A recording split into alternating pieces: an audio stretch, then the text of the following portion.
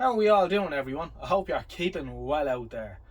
So tonight, a special little treat, or maybe one of my favourites, a Bosch BS35, and we've done a couple of videos on these on the channel over the years. I have two here myself, which are working but not fully restored. They're in their they have the lived-in look, but these radios work real well because they have a tuned RF stage in them as well, and I would put these on par with, say, the likes of an Eddystone 840C or something like that. They're a very good set for a domestic radio.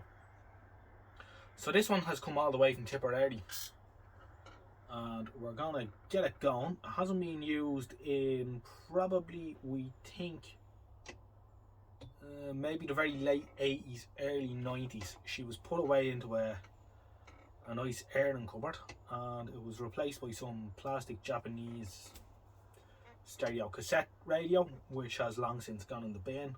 But this Bosch has persevered, so we're looking forward to getting it going. And tonight I'm going to do what I usually do in these circumstances.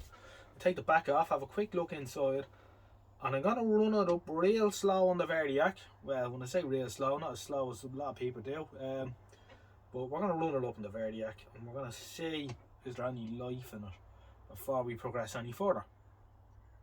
So that's what we're going to do, and we will monitor our voltages with a couple of meters when we're doing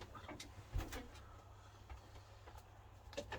So it's in nice original condition, which is what we like to see.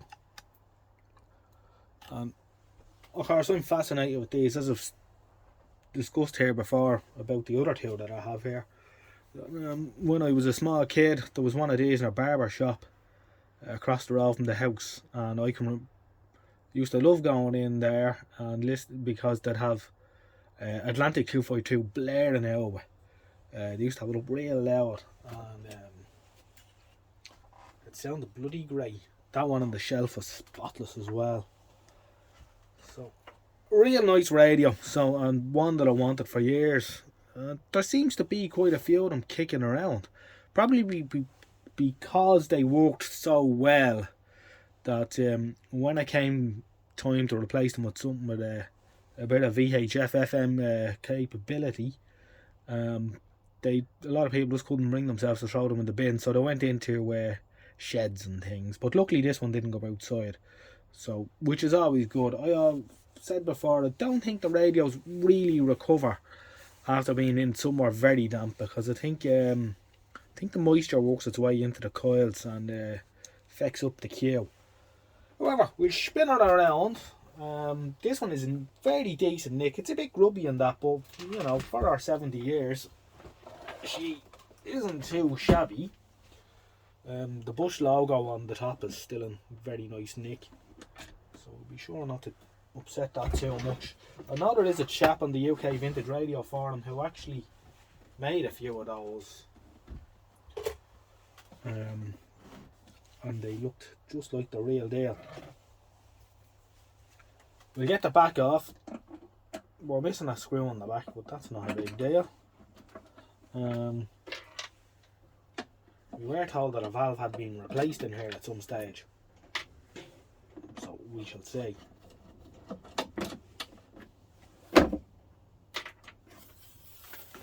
And we can see that, first of all, we have what we like to see here in these situations, which is, as you'll all know from listening to me talking shite, that there is a nice thick layer of dust which has been undisturbed, which is good. So it means no one's been in here floating around in the recent past. Nice cobwebs on the back. I'll probably evict some of them with the vacuum cleaner.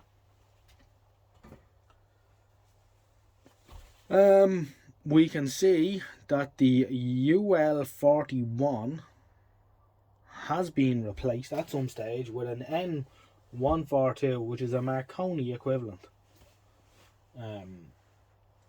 And we imagine that was done because the grid coupling cap was probably a bit leaky, and yeah, took out the original UL41, or maybe this radio did have 30-year service, so it wouldn't be unreasonable for the UL41 to wear it out from old age either. But the old Marconi looks like he's been getting a bit hot and bothered under the collar. Now we also see that the mains voltage tapping on the transformer, and these are funny enough, they have a UL line up, which is series heater valves, which we would usually say that series heater valves usually have a dropper, and they're an AC DC radio on one side of the chassis tied into the mains, and we have to be careful. But these actually have a mains transformer, and the valves are driven off a wind on the transformer. Now we see that we're on the 230 volt tapping, and we'd be happier if that had been moved to the 250 volt tapping at some stage or other, but which also could account for the hard life of the sound output valve. Not so much, but we will be moving it to the higher tapping. We like to underrun the valves a little bit here if we can. We aim for about sort of no more than 6.3 volts across the heaters anyway, if we can help it, and 6 is even better. Other things to note looking in here is, as you can see, we have our 3 gain variable capacitor, which is nice. Dial cord is in working order, all looks well there, which is good. We will lubricate all the points in time, so that's nice. Although being a bush, they're straightforward to record if one has to get into that end of it. So we'll I'm going to run it up on the Variac, because I say just to see is it doing anything. We don't really recommend that you just plug a radio in and what have you, and a lot of people wouldn't do this without changing the grid coupling cap and all this, that and the other, but I think it's nice to know, does the radio do anything at all before you go tearing into it, because you don't know what you're going to find. So I think if you hear it do something before you start, well, at least you know there's a glimmer of hope. Okay, so we have our Evo Mark IV out tonight. We dug that out of storage, if you like. We said we'd give him a little run because we don't use him too much, because he is he's prone to smashing into a million pieces when he hits the ground. The Mark IVs weren't great. Early adventure for Evo into plastic multimeter cabinets, which wasn't work out too well for them, and a lot of them, or a good few of them, got sent back and modified to fit Mark V cabinets, which were more of a bust. Anyway, I digressing here. We shall switch on. Our Evo was on the HT. It's set for the 250 volt range, so we will watch his little pointer to see does it move. Hopefully it does. The Variac switched on, and we're going to start winding up. So we'll go 50 volts AC in. I haven't moved the tap on the transformer yet either, so we'll take that into account with the Variac. And we'll leave it there for a minute. We'll go nice and easy. The heaters will start to pass a little bit of current well before they reach 6.3 volts, and they seem to ramp up quite linearly, but I've heard people saying you shouldn't use a Variac to run up something with a valve rectifier, because it'll just pop on when the heater gets hot, but they don't work like that in practice. I've also heard someone else saying you should use a Variac to run up something with a valve rectifier because you poison the cathodes in the rectifier. Well, you won't. Not running it up that quick. It takes a long time for cathode poisoning to kick in. Doesn't just happen in the blink of an eye. Anyway, we'll run up another bit. And what I think I'll do as well is I'll knock down the aero range or two so we can see when the needle starts to move. That is provided that the main switch on the radio is working correctly, and it is, because we can just see that the 80 volts going in, the dial bulbs are just starting to glimmer. Well, one of them is, the other one is too. Just about. He's a bit darker. That's wonderful. That's good news. Now hopefully we'll get a bit of HT down the road as well. We'll keep going. And the dials look lovely on these and they're lit up at night. Well, I see another problem as well. The negative lead off my multimeter has fallen on the ground and we're on the way up. What have we got here? Slowly heating up now, right? So, and this is the 10 volt input. We've 67 AC going in.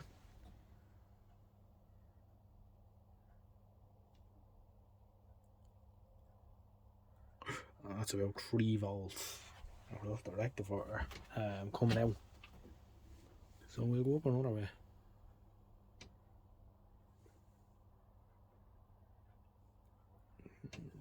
So we're at about 90 now. 110. We'll have to move this up pretty quick now as the heater comes up. She'll start to go up fairly fast. 6 volts. 7 volts. This is serious stuff. 8, 9, 10, 12, 13 and so on, right? Slowly coming up, and we're not going to push her too hard, and that will give the electrolytics a chance to reform.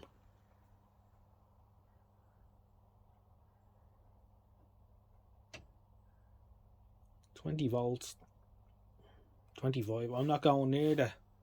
We're at about 100 AC in, and you just see how slowly that's coming up.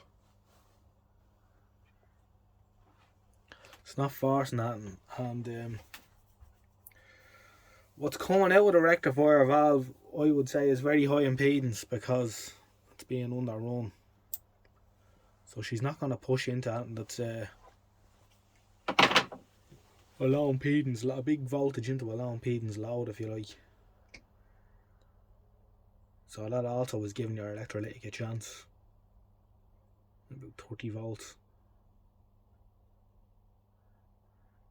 And it's still coming up all the time.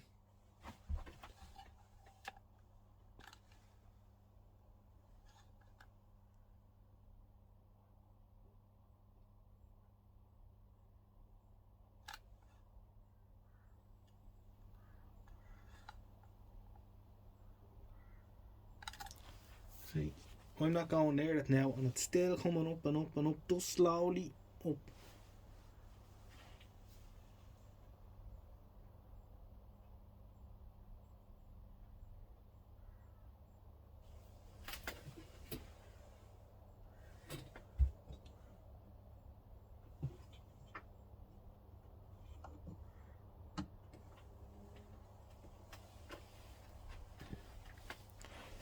So we give her another little nudge up now, and we'll go up to about 120 or so. Yeah, about 120 there, and you can see she's coming up 40 volts. 50 and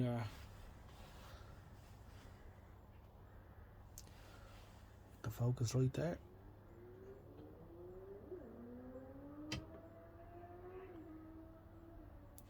60 volts, and if life is good now, I'll be expecting to start to hear something out of the speaker in a relatively short amount of time.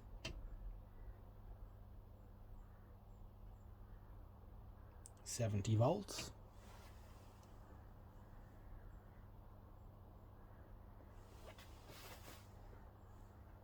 $75.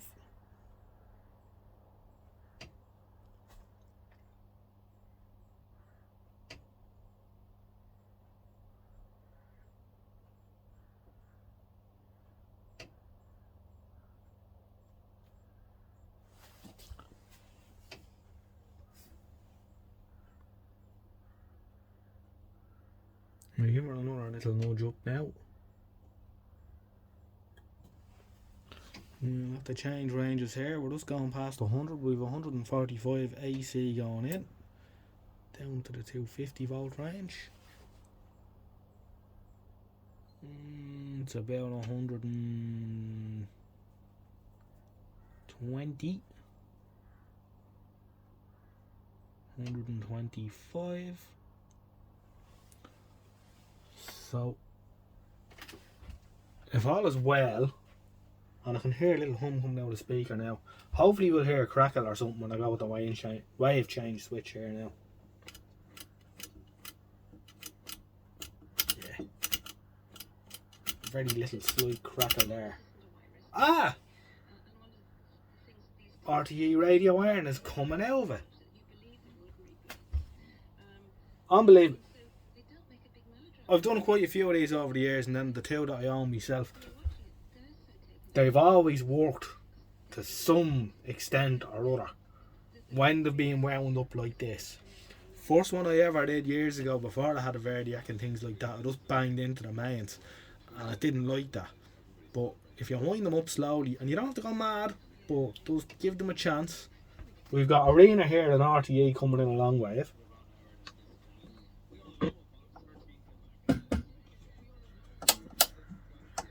And it sounds like we've a dodgy volume control. There we go. Volume controls wore out.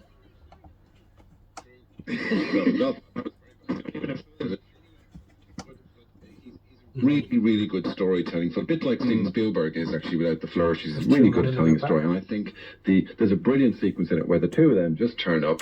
And we say tone control is crackle for years. They turn up, they walk past the engineers, put the flippers on, dive in, and for 3 hours swim through the. Stone Cold. It's really well told, the story, and there's great drama. You sort of forget that you know, and there's great drama. Yeah, that volume controls wore out. Might respond to a claim, but I think we'd be better off changing it. Or we could pull the shaft out a bit and wrap a bit of wire around it. That was a recommended repair. I've plenty of them in stock here anyway.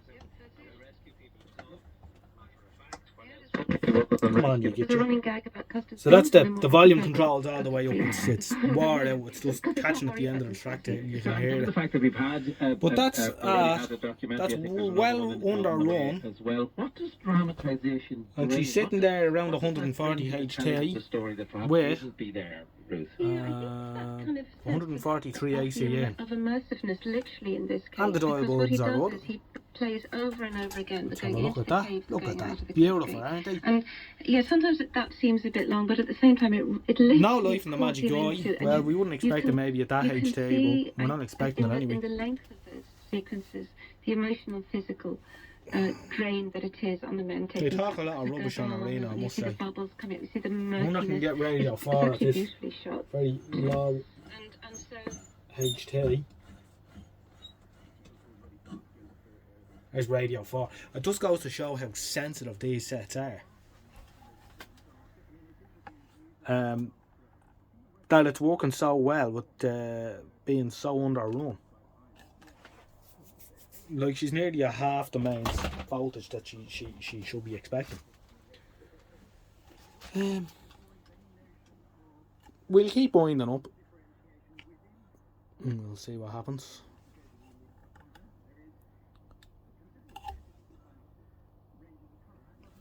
I'll turn on the light so we can see the meter better. The camera doesn't work brilliantly in subdued light. On focus and whatnot. Let's keep going. So we're at about 144 HT or AC going in.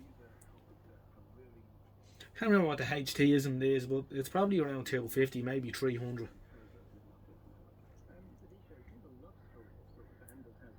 So we're at 170 now. And here coming right up.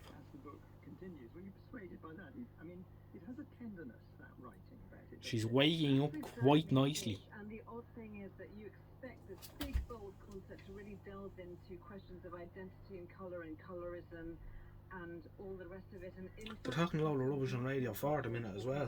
Subtle micro constellations of relationships. Probably they go up to 200.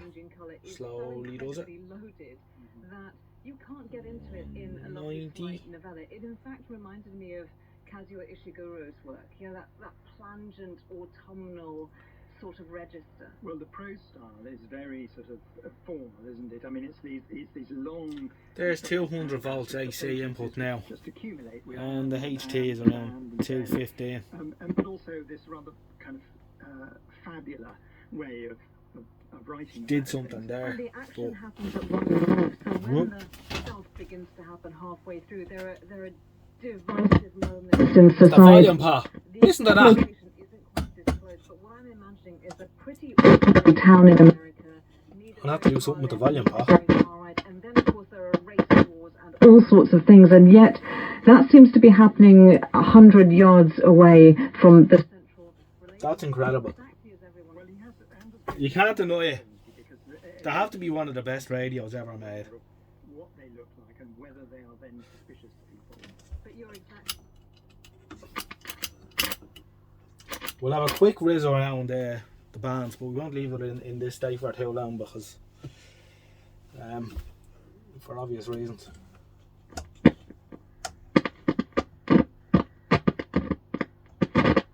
The volume pot's gonna be a nuisance. The short wave. There were various noisy things against us and that, but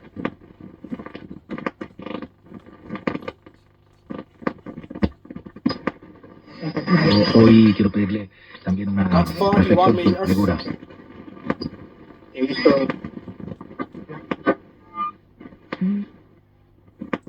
can hear amateur radio people on 40 meters. Let's go up to the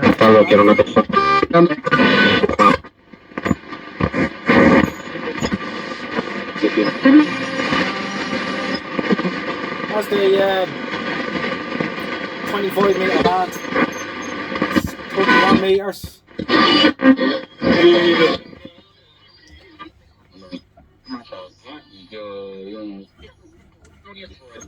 Incredible.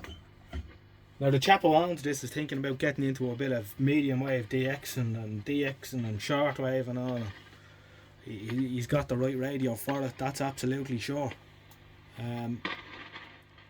She's some machine. Always amazes me how these just work.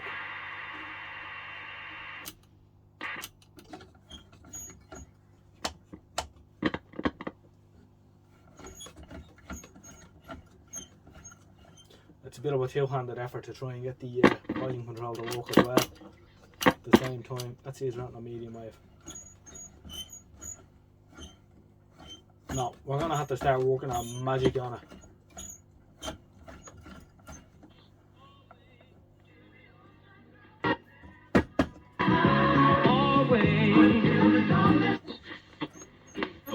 And the end transfer window, so you add them into the group as well. That's probably Honestly, of all of these clubs, is there any life in the Magic Manchester Eye? United and Eric Ten Hag are the ones who've got the biggest problems here, because they have what Spurs don't have and what Arsenal don't have, which is something within the squad to sort out. And the recruitment of these other teams has been far superior, hasn't it? Yeah, Ten Hag's got a difficult job. Yeah, they need to bring in more players, but you're right, the recruitment's been good, as we alluded to earlier. Arsenal, good business. Tottenham, in particular, fantastic. Liverpool have done good business. People might say they're not brought a lot of people in. Nunes is a brilliant signing. He'll be brilliant. Man City have brought in Haaland and Calvin Phillips, so they've strengthened. And Chelsea, I agree with Steve. This season is going to be totally different. Because of the World Cup, it will be totally different. The Premier League, it'll be a totally different season, but I think Chelsea, Raheem Sterling, unbelievable signing. Koulibaly, I think he should have been in the Premier League. That's enough of that. We are very happy with that so far. That is an excellent radio and just the right way to go about waking it up. Mains Reservoir Smoother is stone cold. I haven't replaced one of them yet in one of these. I don't think I'll be replacing that one either. I think it's going to be okay. There's no hum out of the radio at all. It sounds quite good. So I'm going to hoover her out, clean all the valve pins, change the things that need to be changed, lubricate all the things that need to be lubricated, and the UL41 substitute sounds pretty good to me. but we know they can run into grid current themselves, even with a good cap, so we'll be checking for that, and we'll go from there. Thanks for watching, and I'll catch you again in the next one. Mind yourselves out there. All the best. Bye bye for now.